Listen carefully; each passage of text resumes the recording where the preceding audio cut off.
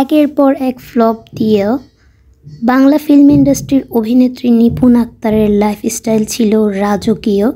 তার গ্ল্যামারেস, তার আগের চেহারা থেকেই যেন চেহারার আরও সৌন্দর্য দিন দিন বাড়ছে। এটার উন্নতি করার জন্য পোশাক আশাক চলাফেরাতে ছিল একটা পাওয়ারফুল ভাব, যেন সে কোনো রাজ পরিবারের মেয়ে, তার যেন স্পেশাল কোনো আলাদাই পাওয়ার আছে।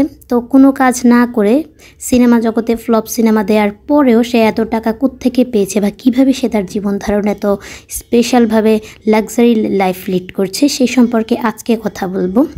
আসসালামু আলাইকুম, welcome to Afroz world. Sheikh Hasina সরকারের পতনের পরপরই নিপুণ আক্তার সিলেট বিমানবন্দর দিয়ে দেশ ছেড়ে লন্ডনে পালিয়ে গিয়েছে। শেখ হাসিনা সরকারের পতন হয়েছে, সাথে অনেক নেতা নেত্রী শেখ হাসিনা সহ অনেকেই পালিয়ে গিয়েছে। তো এই নিপুণ কেন পালিয়েছিল দেশ ছেড়ে? সে নিশ্চয়ই এমন অপকর্ম করেছিল গত 16 বছর যাবৎ, যেটার জন্য জনগণের হাতে ধরা খেলে সে গণপিটুনি খেয়ে উড়াদুরা দিনে হাসপাতাল ভর্তি হওয়া লাগতো। তার এই যে লাক্সারি লাইফ লিড করার পিছনে যে ছিল বা যে এই লাইফের জন্য সে যেটা করেছে, সে তার বাবার বয়সী লোকের সাথে নিয়মিত বিছানা শেয়ার করত। শেখ সেলিম, যে লোকটার বয়স ছিল 75 বছর, তার স্ত্রী ছিল, 2টি সন্তানও ছিল সম্ভবত। আর নিপুণের বয়স হচ্ছে 40 বছর, পুরোপুরি 25 বছরের পার্থক্য। আর যতটুকু জানা গেছে শেখ সেলিম ছিল নিপুণের বাবার বন্ধু অথবা ক্লাসমেট, এরকম কিছু। আর নিপুণ শেখ সেলিমকে কিন্তু আঙ্কেল বলে সম্বোধন করত। আর সেই আঙ্কেল বলে সম্বোধন করা লোকটার সাথেই গত 16 বছর ধরে সে অপকর্ম করে গেছে, যেটার প্রমাণ তার ড্রাইভারের এই কল রেকর্ড। প্রতিদিনই দেখা হইতো। 16 বছরের উপরে তাদের সম্পর্ক। বয়নের 4 নম্বর রোডের একটা বাসায় আর কি তারা দেখা করতো। এই বাসাটা মনে হয় শেখ সেলিমের হতে পারে, সেই বিষয়ে আমি কিছু জানি না। তবে বাসায় দুইজনে থাকতেন, ভিতরে কি হতো সেটা আমি জানি না। তবে একবার ঢুকলে 10-12 ঘন্টা তারা থাকতো। এছাড়াও বিভিন্ন সূত্রের মাধ্যমে জানা গেছে যে নিপুণ দেশ ছাড়ার আগেও সেই শেখ সেলিমের সাথে একাধিকবার যোগাযোগ করেছে, কথা বলেছে। নিপুণের একটা পার্লারও আছে, স্পা সেন্টার, যেখানে শুধু নারী নয় পুরুষরাও রেগুলার যাতায়াত করে। আর যত নিকৃষ্ট অপকর্ম বা কাজ হতে পারে অনেকেই পর্যন্ত ধারণা করে ফেলেছেন, সে সব কিছু হতো তার নারী সহকর্মীর কল রেকর্ড অনুযায়ী জানা গেছে। যদি কোনো মেয়ে কোনো কিছু করে থাকে সেটা তার প্যারেন্ট দায়ী করছে। প্রথম দিকে নিপুণ আপার স্পা সেন্টারে এমন কোনো খারাপ কিছু ছিল না, সবাই মোটামুটি নারী কেন্দ্রিক কি মাইস ছিল, পুরুষরা তেমন আসতো না। তবে ধীরে ধীরে পরে পর্যায়ে পুরুষ আসা শুরু করে।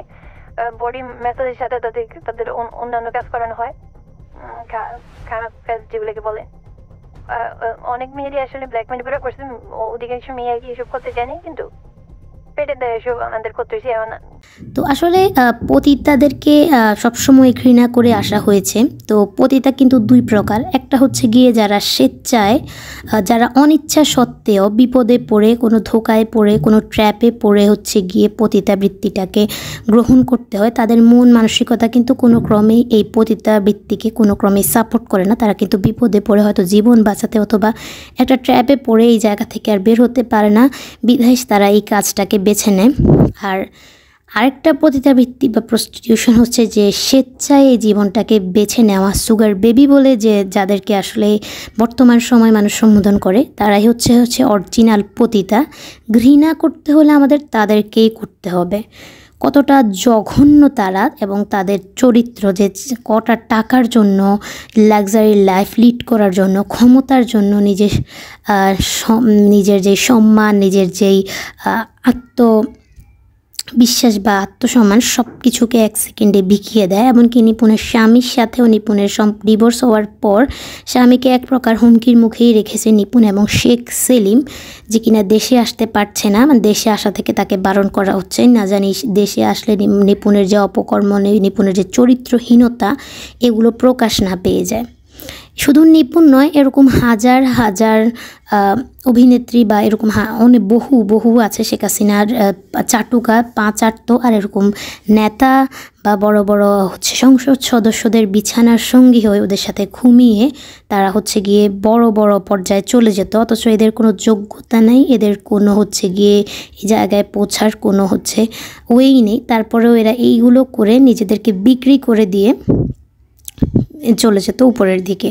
আসলে প্রকৃত পতিতা এরাই, প্রকৃত নষ্ট কিন্তু এরাই। এদের কারণে ভালো ভালো মানুষগুলো কখনো কোনো ভালো জায়গায় যেতে পারে না। এদের পাওয়ার, এদের যেই সুগার ড্যাডিরা থাকে বা এদের যে খদ্দেররা থাকে তাদের কারণে, তাদের ক্ষমতার কারণে এরাই সব জায়গায় দাপিয়ে চলতে হয়। তো যেহেতু স্বৈরাচার সরকারের পতন হয়েছে, এদের কিন্তু আর সুযোগ দেওয়া যাবে না। এবং এদেরকে যারা ফলো করে, এদের একটা বিশাল অংশ হচ্ছে অনলাইন প্ল্যাটফর্মে যারা এদেরকে ফলো করে, এই চামড়া ব্যবসায়ীগুলো। আমার সবার কাছে অনুরোধ থাকবে, চামড়া ব্যবসায়ীগুলোকে অনলাইন প্ল্যাটফর্ম থেকে সবার আগে আনফলো করতে হবে। এদেরকে জাস্ট ব্লক করে ইগনোর করতে হবে। এদেরকে গালি দিয়ে নিজের মূল্যবান সময় এবং হাত দিয়ে যে কিবোর্ড ইউজ করে আমরা গালি দেই আর কি হাতের সাহায্যে, সেই হাতের শক্তিটাও অপচয় না করা। ভিডিও ভালো লাগলে প্লিজ একটা লাইক দিয়ে কমেন্টের মাধ্যমে আপনাদের মূল্যবান মতামত জানাবেন। এরকম আরও ভিডিও পেতে চাইলে চ্যানেলটা সাবস্ক্রাইব করে রাখতে পারেন। আল্লাহ হাফিজ।